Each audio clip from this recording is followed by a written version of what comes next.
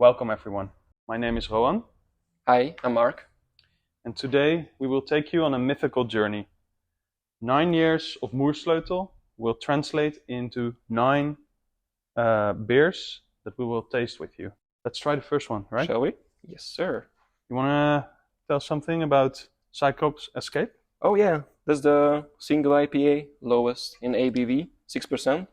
Made for summer, just in time, super refreshing. You should expect peach coming through. We use the pitcherin in this. Also Eldorado, which is a hop variety that is quite familiar to us. You might remember Eldorado times 7, which we did like a few years back. Yeah, it's that riper pineapple you would expect. Very vibrant as well. Yeah, I've gotta be honest with you. I prefer our lower ABV IPAs actually. I really like how chuggable they are, how refreshing they are. Just inviting for the next sip. It looks sexy, Yeah. especially if you keep it next to the 9 for 9-year anniversary. I want to say this is a perfect first step on a journey. This beer is just made for drinking anyway, so It's like, you could say it's the golden one, right? it is indeed the golden one. It is golden. Just like Eldorado. There we It's go. a nickname for Eldorado. Next beer. So we went all out for every beer, and that's also why we want to open every beer with you, just to tell you about what we did. You want to crack the next one? And we, oh, of course, my pleasure. Thank you. Beautiful, beautiful. 9 years. It's been a while. Oh, thank you. Yeah, pink grapefruit. There we go. Maybe some of you already know, but I'm a Thales fanboy. It's basically his middle name in the brewery. Oh, you might have not known this, but that is true. It is out there now, so. Oh, okay. Yeah, but it's got that little bit of a sweeter side of the citruses, not really pungent grapefruit for me. It might be because of Superdelic. We paired Talos with Superdelic and some Mosaic Foundation for this beer. Superdelic is really giving those like sweeter candy, even a touch of vanilla vibes, Yeah, at least to me. some cantaloupe, Oh, some melons. for sure. There's definitely also a floral nose to it. Yeah, we try to build as wide of a range of beers as possible. Next one. Vamos. Vamos.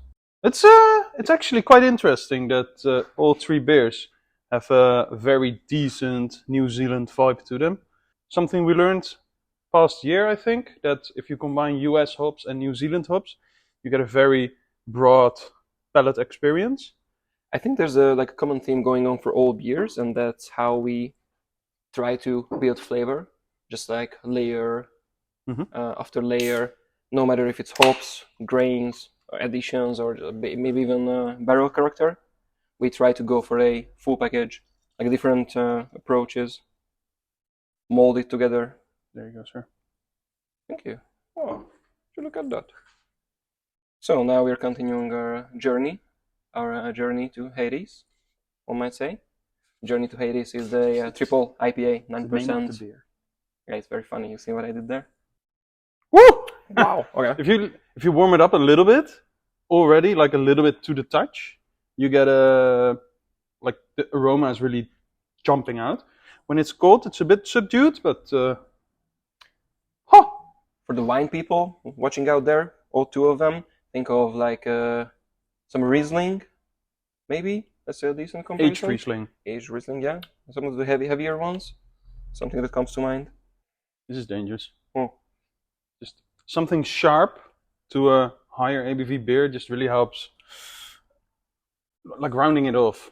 Like it's and then Exactly that. So if you're not getting the something's off. It's like biting in something very juicy. Yeah, as we said that this beer is very heavy on Rivaca. We used it in T90 cryo form, which are pellets, and also we used the Rivaca amplifier, which is a super concentrated hop product.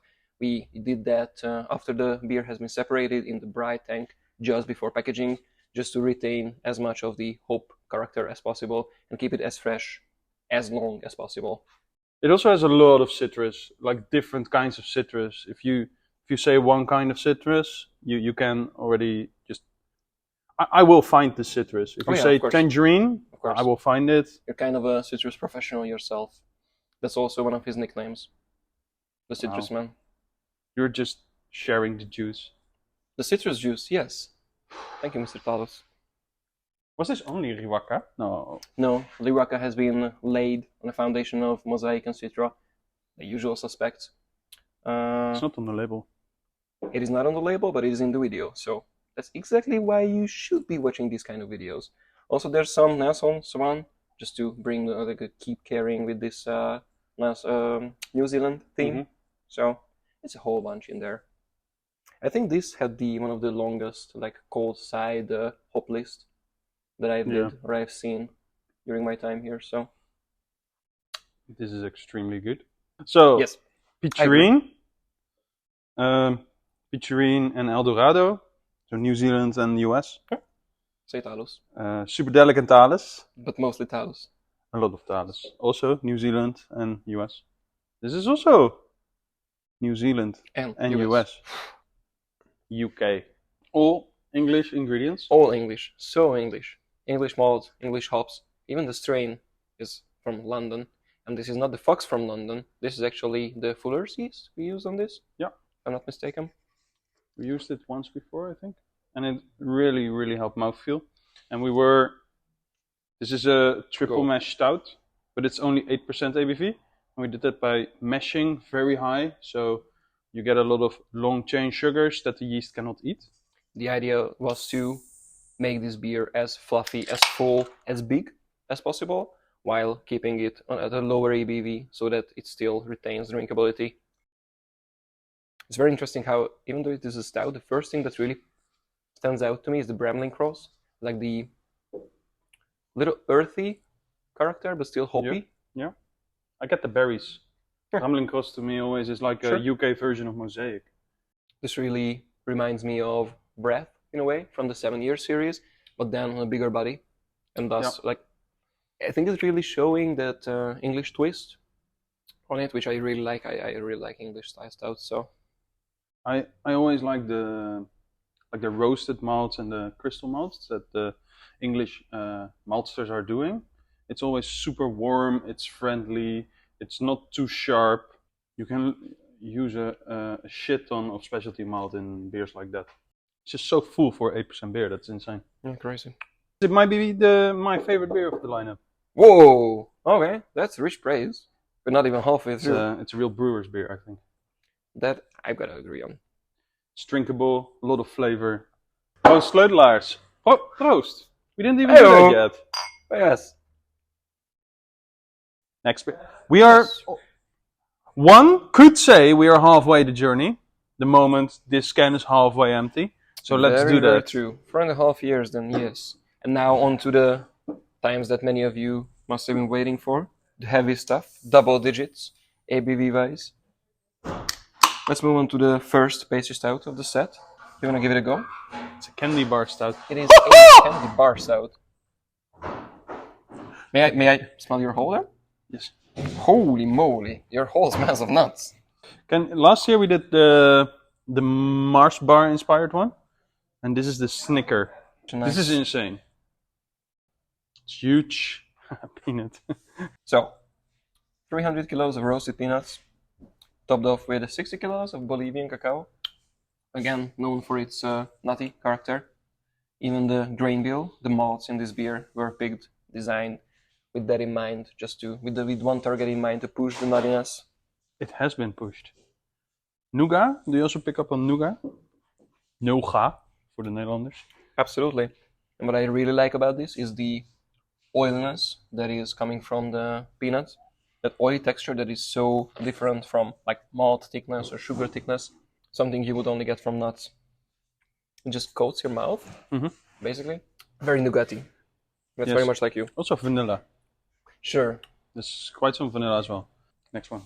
I just need to rinse my palate. Mega Muscovado sugar. Oh, this is the one that we got the Barbados sugar from. The very dark Muscovado. Yeah. It was fun to use. It really brought depth.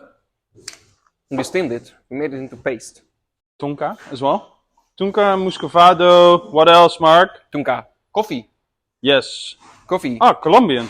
That's the... From our friends from Matubu. It's as if we went on a journey just to source the ingredients.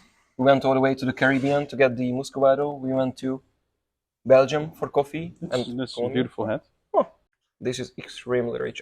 So what we did on this was we steamed Muscovado. We put the ingredients, the additions into our external addition tank, and we steamed the heck out of the sugar. We turned it into paste, further caramelizing it, making it more complex. And in my humble opinion, it really comes through already in the aroma. Oh, damn. It's like a touch smoky sugar. If you see what I mean, like really. Could also be the tonka. Not necessarily. Holy moly! Wow. The Muscovado and the tonka play really well together. This is another show I'm putting on. I haven't had this beer package, the final product. There's 9 of them, so it's like low-key difficult to keep track.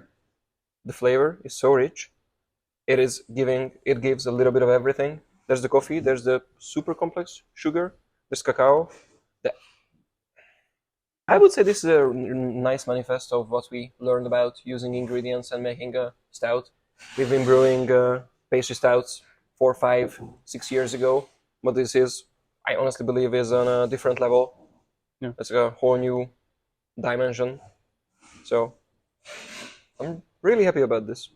I really like that almost almondy baker's chocolate aroma. Just a hint of spiciness from the tonka. Beautiful. Amazing. Next beer. Let's go. Proost. This is great. Well, the next beer is Calypso's Temptation. And this beer is a mega pastry bust out. This is the... I know when Michiel and I came up with the concept, we were like, we have different kinds of whiskey barrels. We have different kinds of vanilla as well.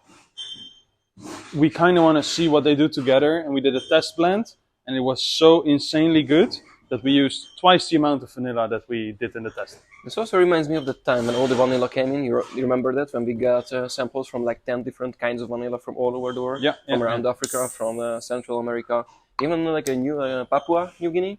Yeah. And then we tried all of them. We made tinctures and we infused beers with those. That was really interesting. I never really thought about how vanilla can be so different, how different ingredients can show. We are very, in the Netherlands, very familiar with Madagascar vanilla. That's like the vanilla, the one that's probably in most products here. Mexican one also, but everything else, we don't really get craft vanilla here.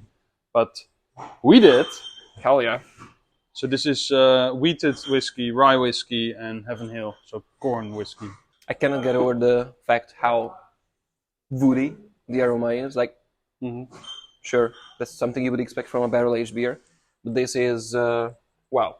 As you can see, we are Keep talking here in our barrel room, some 300 barrels or so, which our barrel manager, Michiel, takes very good care of. Like, shout out to Michiel, shout out for this blend. This aroma is how most of the times it smells in this room. Amazing, like super deep, super rich woodiness. Beautiful. Just look the vanillas up. There is indeed a base of the Madagascar one. Familiar, friendly. There's the Papua New Guinea. So that's that like soft serve ice cream kind of vanilla. If you see what I mean? Like the pastry one. And then there's the Comores, which is more like woody. Yeah, almost going to tobacco. I could 100% see that. Like the woodiness on this turns into tobacco. A touch of leather, just like kind of deep, kind of spicy. Building flavor on top of each other. Yet again. Exactly. Taking a base that is like friendly and good to mold, and then putting specialty stuff on top of it. We did that with the barrels and with the vanilla. Oh yeah.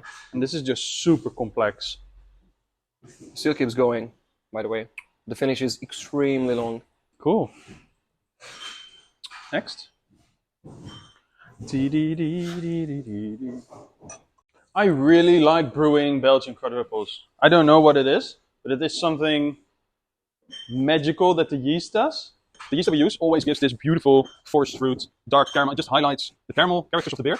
And the fruitiness is so complex. I just love brewing those beers. I just love your passion for yeast. He's called Yeastman for a reason. It's also one of his many nicknames. It is amazing.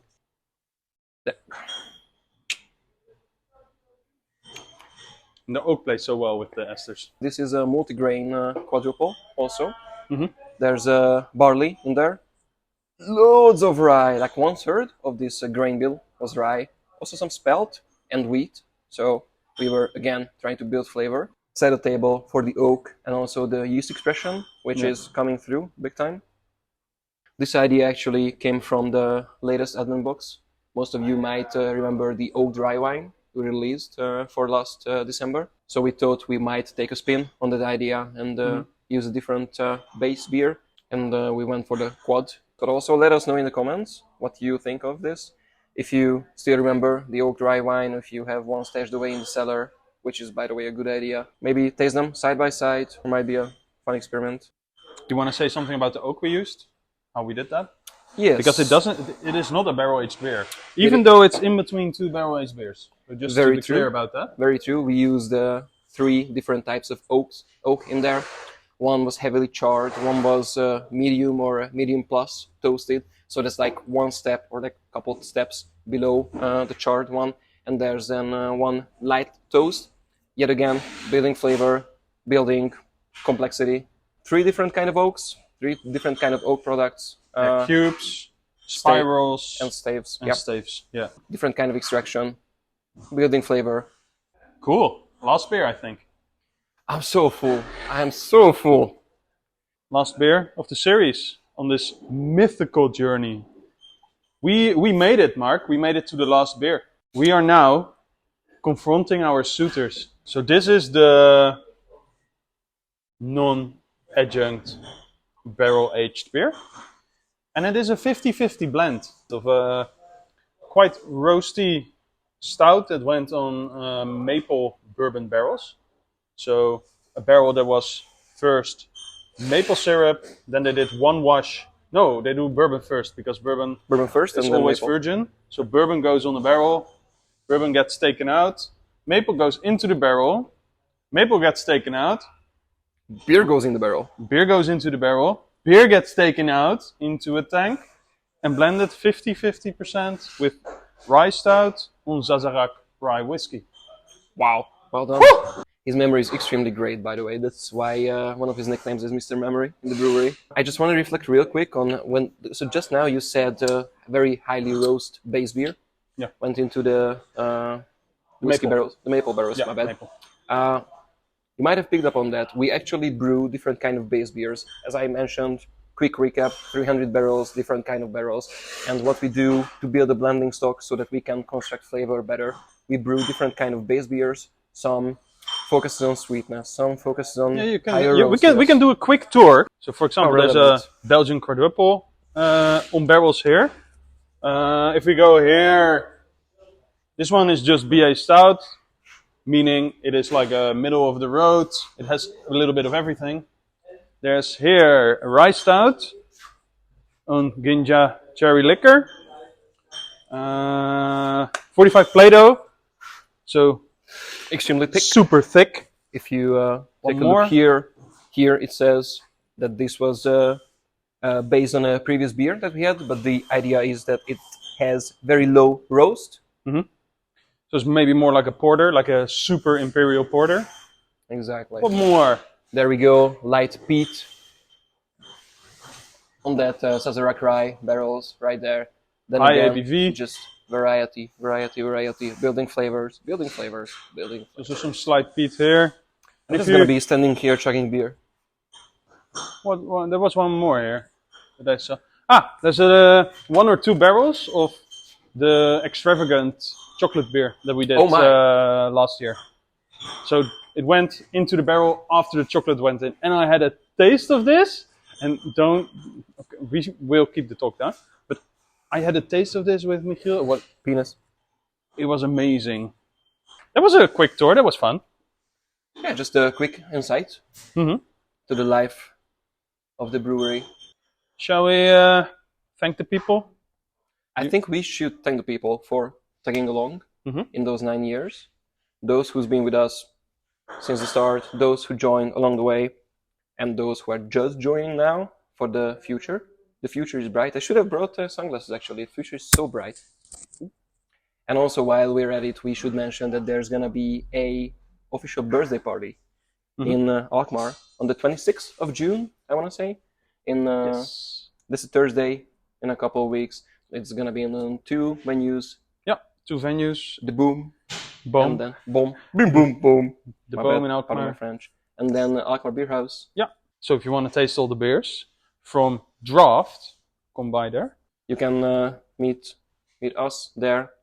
Other people from the brewery, the fun people, not just us. So meet Charlotte behind the cameras. Meet Charlotte behind the cameras, of course. Never see her. Ask him about barrels.